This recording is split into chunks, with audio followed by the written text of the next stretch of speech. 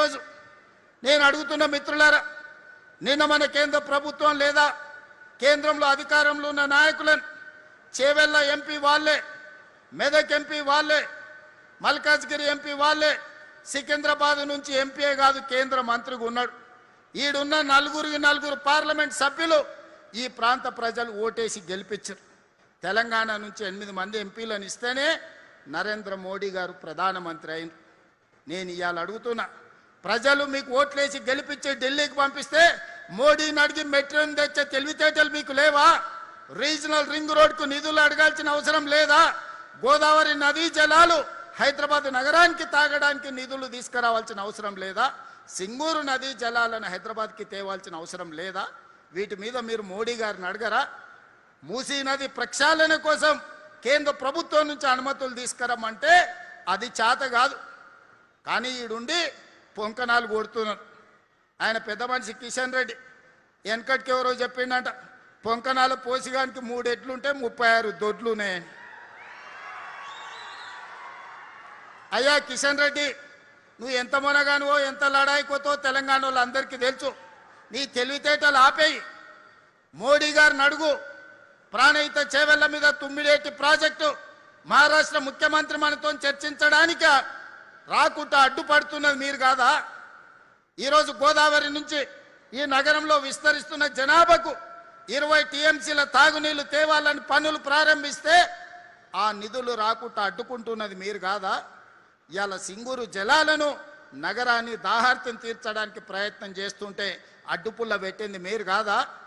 ఈరోజు నరేంద్ర మోడీ గారు Sabarmati river front కట్టుకుంటే అబ్బా ఆహా ఓహో అని నువ్వు డప్పు కొడతావట్టి. ఆయనకు ఢిల్లీలో యమునా నది కట్టుకుంట్రి, యూపీలో గంగా నది రివర్ ఫ్రంట్ కట్టుకుండ్రి.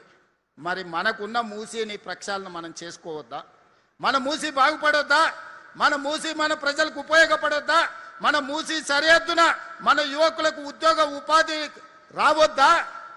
ఎందుకు అడ్డుకుంటున్నారు? గుజరాత్కు గులాములుగా మీరు ఎందుకు పనిచేస్తున్నారు?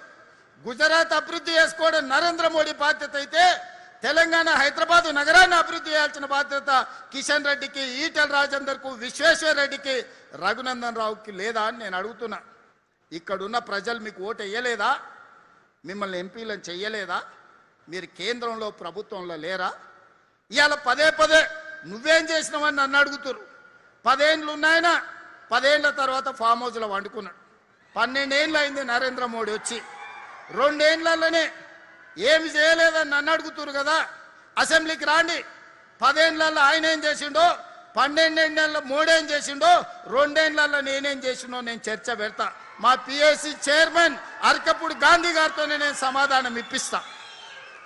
2 ఏళ్లలో ఏమేమి పనులు చేసినో, ఏమేమి విధాన నిర్ణయాలు చేసినో, ఏ విధంగా మన రాష్ట్ర అభివృద్ధి కోసం ప్రణాళికలు సిద్ధం చేసినో అసెంబ్లీలో 4 రోజులు దీని మీదనే చర్చ పెడతాం. మీరు రాండి, చర్చ చేద్దాం. ఇలా తప్పించుకోవడం మీ చేతనే అవుతుంది అనుకుంటున్నాం. కానీ ఎలుకకు పొగబెట్టి బయటకు ఎట్లా తేవాళ్ళనో మా కార్యకర్తలు అందరికీ తెలుసు. మీరు అనుకుంటున్నాం ఎప్పటికీ మోసం చేస్తామని. వాళ్ళని చూడురి, మున్సిపల్లో చిన్న వార్డు మెంబర్కి ఎన్నికలు ఉంటే మోడీకి చూసి ఓటేయండి అంటారు. నేను అడుగుతున్న కిషన్ రెడ్డి గారిని, మన మోరీలో మురికి తీయాలంటే మోడీ వస్తాడే? ఈడున్నోడు ఎవడన్నా సక్కనైనోడు ఉండాలి. పెళ్లి పెద్దను చూసి పిల్లగానికి పిల్లని ఇస్తే వాడు సంసారం చేయకపోతే పెళ్లి పెద్దని అడుగుతామా? ఇవాళ ఈడ ఓట్లు వేసేటోడు మనకు పని చేసేటోడు అయి ఉండాలి, మనకు అందుబాటులో ఉన్నోడు కావాలి, మన సమస్యలు తెలిసినోడు కావాలి. అందుకే మీరు అరకపూడి గాంధీ గారిని 2014, 2018, 2023 3 సార్లు హ్యాట్రిక్ గెలిపించిందంటే మీ సమస్యల పట్ల అవగాహన ఉండి మీకోసం కొట్లాడుతున్నాడు కాబట్టి 3 సార్లు ఎమ్మెల్యేగా గెలిపించింది. అందుకే ఈనాడు ఎప్పుడు కలిసినా ఈ శేర్లింగంపల్లి నియోజకవర్గంలో రోడ్ల గురించి, తాగునీటి సమస్య గురించి, ట్రాఫిక్ జామ్ల గురించి ఎప్పుడు మాట్లాడుతుంటాడు. బస్సుల గురించి వారు అడిగినారు. తొందరలోనే గాజుల రామారంలో 100 ఎకరాలలో అంతర్జాతీయ బస్ టెర్మినల్ని కట్టుకోబోతున్నాం. ఆల్రెడీ ఆర్టీసీకి 100 ఎకరాల భూమిని కేటాయించినాం. 3 నెలలు తిరిగే లోపల పనులు ప్రారంభించుకుంటాం అని చెప్పడానికి నేను సంతోషిస్తున్నా. ఈ ఏరియాల ట్రాఫిక్ సమస్యను పరిష్కరించడానికి ఈ బస్సుల బెడద నుంచి మిమ్మల్ని కాపాడడానికి గాజుల రామారంలో 100 ఎకరాల అంతర్జాతీయ బస్ టెర్మినల్ మనం కట్టుకుందామని తెలియజేస్తున్నాం. మెట్రో విస్తరణ ఈరోజు రాయదుర్గంలో ఆగిపోయింది. అక్కడి నుంచి నియోపోలిస్ వరకు ఈరోజు మనం విస్తరించుకునే కార్యక్రమం చేసుకుందాం. ఇవాళ ఈ ప్రాంతంలో 200 కోట్ల రూపాయల పైగా ఎకరం ధర వలుకుతుందంటే ఈ ప్రాంతంలో మౌలిక వసతులు అవసరం. మనం విశ్వనగరం అని గొప్పలు చెప్పుకుంటే సరిపోదు, దానికి సరిపోయినన్ని సౌలతులు ఉండాలి. ఆ సౌలతులు చేయాల్సిన బాధ్యత ఈ ప్రభుత్వం మీద ఉన్నది. అందుకే ఈనాడు Cyberabad police commissionerate, Cyberabad municipal commissionerate మీకోసం ప్రత్యేకంగా అద్భుతమైన నెట్ జీరో కార్యాలయాలను కట్టించి ఈరోజు మున్సిపల్ కార్పొరేషన్ ఆఫీస్ అంటే ఒక ఐటీ కార్పొరేట్ ఆఫీస్ లెవెల్లో ఉండాలి. ఒక మైక్రోసాఫ్ట్ లేకపోతే ఒక గూగుల్ ఆఫీస్కి వెళ్తే, లేకపోతే ఒక కాగ్నిజెంట్ దగ్గరకు, ఒక టీసీఎస్ ఆఫీస్కి వెళ్తే ఎంత గొప్పగా ఎంత అద్భుతంగా నిర్వహణ జరుగుతుందో సైబరాబాద్ మున్సిపల్ కమిషనరేట్ ఆఫీస్ కూడా అంత అద్భుతంగా నిర్మించి ఈరోజు మనం మీకు అందించాలని ఈరోజు ప్రారంభోత్సవ కార్యక్రమాలు చేసుకున్నాం. అందుకే మిత్రులారా, మీరు సహకరించండి, మీరు అండగా నిలబడండి. అదేవిధంగా మా గాంధీ గారు చెప్తున్నారు, అన్న పేదోళ్ళకి ఇండ్లు లేవని. ఈరోజు ఈ వేదిక మీద నుంచి ప్రకటించడానికి సంతోషపడుతున్నా. 1,00,000 ఇండ్లు ఎల్ఐజీ ఎంఐజీ ఇండ్లు కట్టి పేదలని అందులో భాగస్వాములను చేసి అల్పాదాయ వర్గాలకు ఆ ఇండ్లను కేటాయించడానికి ప్రణాళికలు సిద్ధం చేస్తున్నాం. పొంగులేటి శ్రీనివాసరెడ్డి గారు ఆ వివరాలన్నిటిని కూడా తొందరలోనే అందిస్తాడు. ఇవాళ పేదల కష్టాలు తెలుసు. ఆనాడు రాజీవ్ స్వగృహ పేరు మీద పేదలకు ఆనాడు ఇండ్లు అందించినాం. ఈనాడు మళ్ళీ పేదలకు ఇండ్లు ఏ ప్రాంతంలో ఉన్న వాళ్లకు ఆ ప్రాంతంలోనే కట్టించాలని ఆలోచన చేస్తున్నాం. ఎక్కడో నగరం నడుబొడ్డున ఉన్న వాళ్ళను శేర్లింగంపల్లి అవతల లేకపోతే పటాన్ చెరువు దగ్గర కట్టిస్తే వాళ్ళు ఇక్కడి నుంచి అక్కడికి రారు. ఇక్కడ ఉన్నోళ్ళేమో ఈడున్న మా పేదలకు ఇయ్యలేదు, అక్కడ పట్నం నుంచి తెచ్చి ఇక్కడెట్లు ఇస్తారని పంచాయతీలు అవుతున్నాయి. అందుకే మిత్రులారా, ఏ ప్రాంతానికి ఆ ప్రాంతంలో ప్రభుత్వ భూములను సేకరిస్తున్నాం, కబ్జాల నుంచి విడిపిస్తున్నాం. అక్కడ పేదలకు ఎల్ఐజీ ఎంఐజీ ఇండ్లు కట్టించడానికి ప్రణాళికలు సిద్ధం చేస్తున్నాం. అదేవిధంగా ఇంటిగ్రేటెడ్ స్కూల్స్ నర్సరీ నుంచి 12th క్లాస్ వరకు నాణ్యమైన విద్యను అందించడమే కాదు, ఉదయమే చాలామంది పనులు చేసుకోవడానికి బయటకు వెళ్తుంటారు తల్లిదండ్రులు. పిల్లలకు టిఫిన్ తయారు చేయాలన్నా వాళ్ళకి సమయం సరిపోదు. అందుకే మా అక్కలకు అండగా నిలబడడానికి మీ పిల్లలకు ఉదయం పాఠశాలల్లో బ్రేక్ఫాస్ట్ ఇవ్వడమే కాదు, ప్రతిరోజు పాలు ఇవ్వాలి, రాగి జావా ఇవ్వాలని ఈరోజు ప్రణాళికలు సిద్ధం చేస్తున్నాం.